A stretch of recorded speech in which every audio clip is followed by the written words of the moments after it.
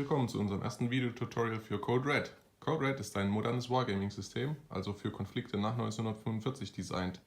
Was brauchen wir, um Code Red zu spielen? Zuallererst einmal natürlich Würfel, Maßband sowie Moralmarken, die wir später zur Markierung von Effekten auf Einheiten benutzen.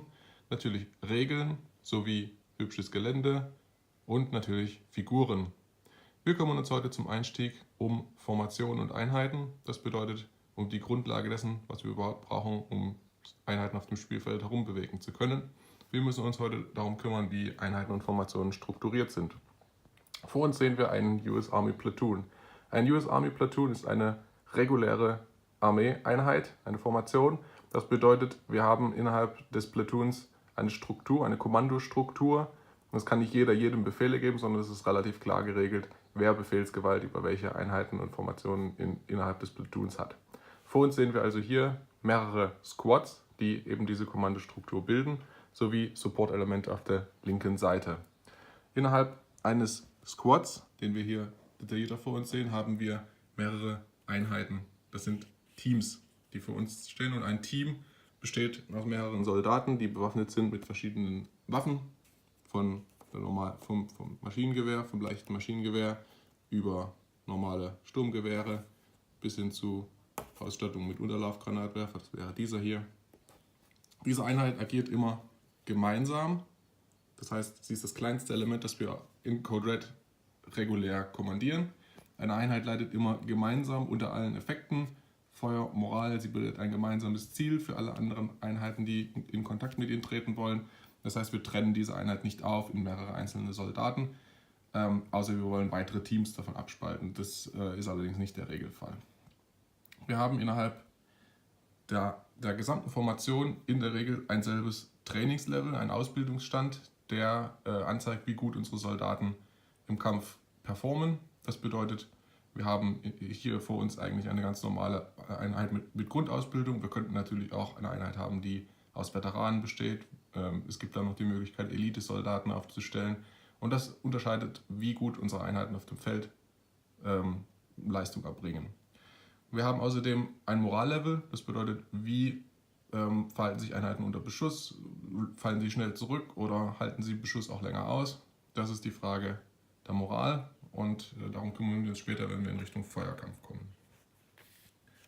Für den Augenblick reicht es, dass wir uns bewusst machen, dass wir über einzelne Einheiten sprechen, das heißt niemals über einzelne Figuren, und dass eine Einheit gemeinsam agiert und kommandiert wird von ihrem jeweiligen Vorgesetzten in der Kommandostruktur, in dem Fall hier unserem Squad Leader. Ein Squad Leader ist dann unterstellt dem Platoon Leader, das wäre dieser Kollege hier, markiert mit blau.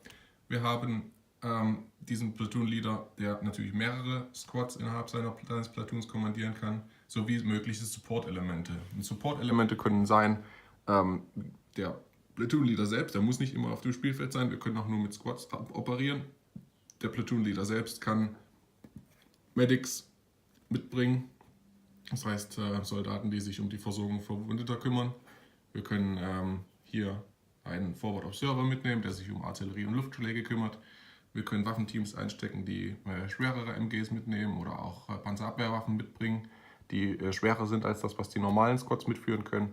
Wir haben die Möglichkeit, EOD-Teams einzustecken, das heißt Bombenentschärfungstrupps, die sich speziell darum kümmern, Sprengfallen zu beseitigen. Und wir haben die Möglichkeit, Fahrzeuge anzugliedern, die als mobile Waffenplattform mehr Feuerkraft und Schutz bieten und gegebenenfalls auch Einheiten als Passagiere schnell von A nach B bringen. Neben den regulären Formationen, die wir eben mit dem US Army Platoon kennengelernt haben, gibt es auch noch die Möglichkeit, irreguläre Truppen aufzustellen. Irreguläre Truppen sind, wie beispielsweise hier vor uns, unsere Taliban, Truppen, die keiner militärischen Struktur entsprechen, die keine fixen Kommandostrukturen aufweisen und die sich dadurch auszeichnen, dass einzelne Anführer, Stammesführer oder erfahrene Individuen die Kommandohoheit an sich reißen und das Ganze koordinieren.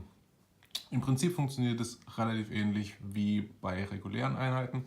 Wir haben auch hier als Grundelement Einheiten, die können unterschiedliche Größen haben, weil die irregulären Kräfte, wie gesagt, nicht formal organisiert sind. Das heißt, wir haben hier beispielsweise eine mittelgroße Zelle aus 5 Soldaten und wir haben hier die Möglichkeit, kleine Zellen aufzustellen mit 3 Milizen. Und auch hier gibt es Anführer, die sich darum kümmern, die Befehle an diese Einheiten zu vergeben. Der maßgebliche Unterschied ist, dass natürlich die Ausbildung dieser Einheiten in der Regel nicht so gut ist. Das heißt, sie werden auf dem Feld nicht dieselbe Performance hinlegen wie ausgebildete Soldaten. Sie sind außerdem etwas eingeschränkt, was ihre Kommandofähigkeit angeht. Der Offizier bzw. der Anführer in diesem Fall der irregulären Kräfte ist in der Lage, allen Einheiten auf dem Feld Befehle zu geben. Das kommt allerdings mit einem großen Nachteil. Wir unterscheiden hier in diesem Fall nämlich zwischen zwischen echten irregulären Einheiten, diese Milizen da, und den organisierten irregulären Einheiten, diese erfahrenen ausländischen Kämpfer hier. Und der Unterschied zwischen diesen beiden ist, wenn dieser Offizier diesen Kameraden hier drüben Befehle geben möchte, dann müssen diese testen, sofern diese ihnen nicht direkt als Einheit angeschlossen ist. Das heißt, wenn der hier nicht in Ohrfeigenreichweite zu den anderen Milizen ist, dann befolgen sie möglicherweise seine Befehle nicht, weil er aus einem anderen Stamm kommt, weil es Streitigkeiten innerhalb der Struktur gibt, während sich die normalen organisierten Einheiten im Prinzip wie regulärer verhalten. Das heißt, sie befolgen Befehle, auch wenn der Anführer nicht annihiliert ist. Das war der Überblick zu den irregulären Einheiten. Mit diesem Wissen ausgestattet können wir gleich in das nächste Tutorial einsteigen, wo wir uns um die Themen Initiative, Kommando und Befehle kümmern werden. Bis dahin und viel Spaß, Happy Wargaming!